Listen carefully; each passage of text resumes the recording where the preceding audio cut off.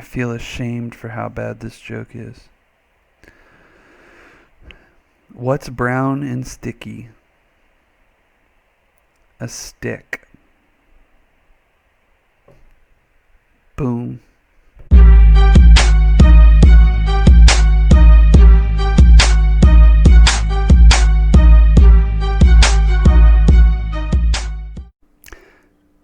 Hello, Team Awesome. Good to see you again. Kicking it off with another medicine bag video. And we're about done analyzing this story. We have one more important piece of analysis, though. This is where we start to analyze the symbolism and meaning in the story. So that's what we're doing today. Go ahead and open up your medicine bag copy, and I'll wait for you. I'll push pause. Did you get it? You got it? Okay. All right. Again, you can always shrink this image by looking at the hide button at the top right corner of the picture. Hide. There it goes. So here we are. And Easter eggs. Easter eggs. Easter eggs. Okay, so we're looking for Easter eggs. And what that is it's guaranteeing that you are watching the whole video all the way through, because I'm going to sneak in some little instruction in there that I will reward you for. As long as you're paying attention, you will hear it. We're not watching with closed captions. You know what's funny? The other day, as I said, guys, don't watch with closed captions. You won't learn anything. You won't be able to pay attention. And I walked around and someone was watching with closed captions. And I said, bro, you didn't listen to instructions. He was like, yes, I did. I'm watching with closed captions. I was like, yeah, I said, don't do that. I was like, when did you say that? I was like, because it's just, I said it like 2 minutes ago. Rewind the video. You're not paying attention. So don't. It doesn't work. Closed captions don't work.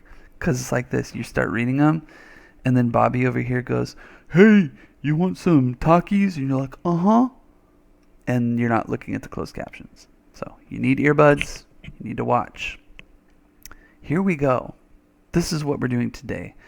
Making meaning. Click there. Clunk. Okay, scroll down. Last time what we did is we analyzed the text. We looked at 4 questions. 4 really important questions to analyze the text. They were big level questions, like big concepts about the story. We're going to zoom in on some more like really important tiny details today and think about their meaning. So analyze craft and structure. Open that. Analyze craft and structure.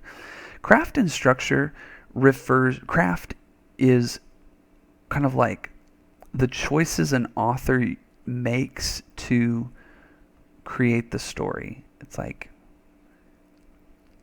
the little details the author uses to help make the story something amazing.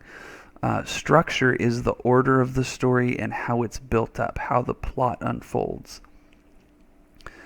Okay, so we're going to talk about figurative meaning and symbolism today. So go ahead and read along with me. What is symbolism? A symbol is anything that stands for or represents something else. Symbolism is the use of symbols. Symbols are common in everyday life. Again, I'm highlighting things that are important for me to remember. Symbols are common in everyday life. Okay, I'm highlighting that. You don't have to. Highlight what you think is important.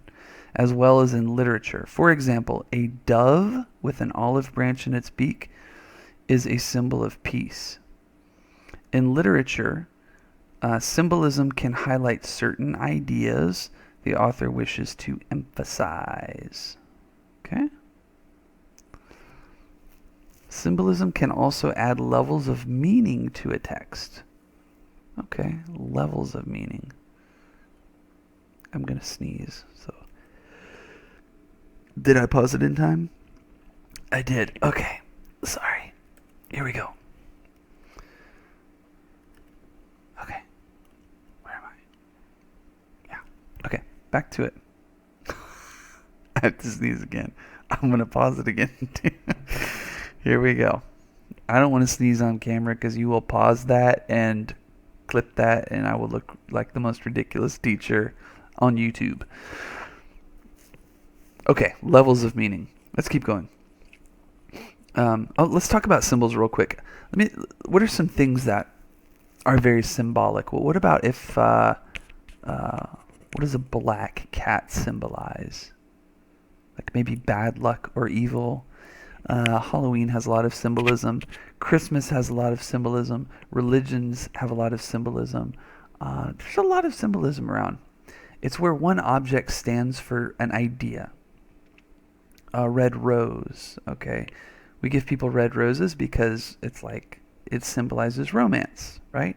It doesn't symbolize killing flowers. I mean, it is killing flowers, but it's more than that. It represents love, okay? Don't know why, but it does. And we're going to talk about some symbols in this story. There are some symbols that the author creates in the story where you read like repetition of ideas or objects and you're like, I think this means something more than just what it is, okay? So let's look here.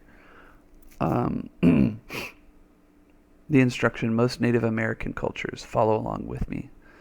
Most Native American cultures show deep respect for nature.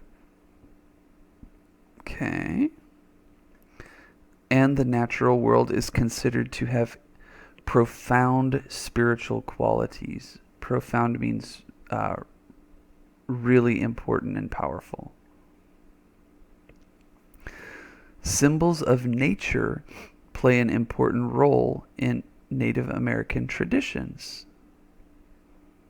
especially religious ones. In the medicine bag is an important symbol. Cool, so they give us one of those symbols. They tell us right off the bat the medicine bag is a symbol in the story. It represents something more than just a bag. It is not just a bag. And we have some clues to figure out like what that is. Think about other symbols connected with Grandpa in the story. So do think about this. How do we know the medicine bag is a symbol? How can we right away go, probably more important than just a bag? First of all, the story is called The Medicine Bag. So the author is emphasizing how important it is by titling the whole story The Medicine Bag. So we go, okay, probably it represents something. Because who wants to read about a bag? Like it's not a story about a bag, or it wouldn't be interesting. The bag symbolizes something. Also, the main point of the plot, the main twist of the, not a twist, but the main, the climax of the plot is about the bag. It's about the passing of the bag from one to the other and what this bag represents and how its meaning changes for our narrator. It goes from being a nasty old bag on his grandpa's chest to being something he really cherishes and wants to hang on to. And you see that happen, all that happens around the idea of this bag. You go, it's more than just a bag. So let's look at some practice. Practice. Respond to these questions. Cite textual evidence. Mr. Fairburn, I gotta do a stupid paragraph of that. No, you don't have to do an entire huge long paragraph because this just says cite evidence. Could be one piece of evidence. But you do need to clearly answer the question, okay, like you would with a topic sentence. You do need to kind of introduce your evidence, give a little background, make it easy to read. Cite and explain your answer. That's it. You don't have to do the two pieces of evidence. You don't have to do that. But let's look here. Number one, what details in the story suggest that the medicine bag is a symbol and is important to Grandpa? I'm going to annotate this because I need to know what the important ideas here are. You should do the same. What details in the story suggest the medicine bag is a symbol and is important to Grandpa? So one is at the title. The title is The Medicine Bag. You can also tell it's important to Grandpa if you dig through the story and go, he like busts into tears telling a story about this bag. Grandpa's emotional reaction is a big clue. So that's something you can use as evidence. So question 1, question 2, question 3. Question 3 is really interesting. And I'm going to walk you through this one real quick. So you're going to do these other questions on your own. Okay.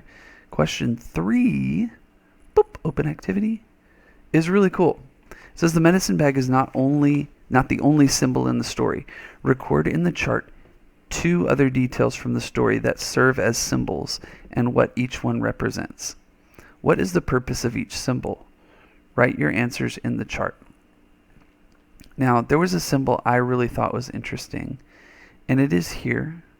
It's when he's introducing Grandpa, or when the narrator is greeting Grandpa, and I see a description of Grandpa, and I see how he's shaking Grandpa's hand. I see how gray his hair straggled from under his big black hat, which had a drooping feather in its crown. Now, I know that Native Americans have this thing with feathers, or at least some of them do, where feathers are very symbolic to them. And so I see Grandpa wearing a feather on his hat. Yeah, it does symbolize being a Native American, but it's drooping. You know what drooping? Just like, boom, like sadly hanging over. So I go, this is an interesting detail. The hat comes up several times in the story. This black hat comes up several times, so that's probably symbolic. But then we have this feather that's like kind of falling down. But when you normally think of a Native American, you think of these headdresses with all of these feathers. So that's kind of a detail that I feel is kind of symbolic in that moment. So the symbol, I'm going to write the drooping feather. I'd encourage you to pick a different one. Okay, this one's mine. I picked it. Not yours. You pick another one. I'm just doing this as an example. What is the purpose of each symbol? So what it represents, I would say in that moment, when I'm looking at, let me see if this saves. I hope it does. Does it? Mine doesn't save. Yours will. Mine does not. But in this moment, I feel like this feather represents Grandpa himself. Grandpa's Native American, so that feather is very symbolic of Native Americans, and it's drooping over like he's stumbling over and he's falling over. You can tell like it kind of shows that he's sort of at the end of his life. So the drooping feather, what it represents Grandpa's tiredness. Purpose in the story, it indicates that Grandpa is not doing too well.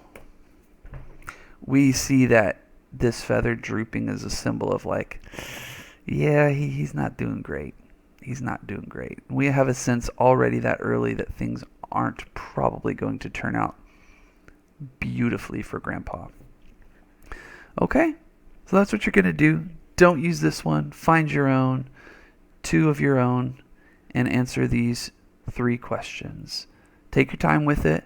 Make sure you cite good evidence, introduce it, explain it, and you guys are doing good. You're doing good. Easter egg? Easter egg. Okay. Ooh. I'm drinking coffee right now. I don't know if you guys can see this. Easter egg is, tell me what brand of coffee creamer I have in my coffee. Got it? Awesome. That's your Easter egg. Tell me. I'll sign your Bears ticket. You know it. You know it. I'll see you later. Goodbye.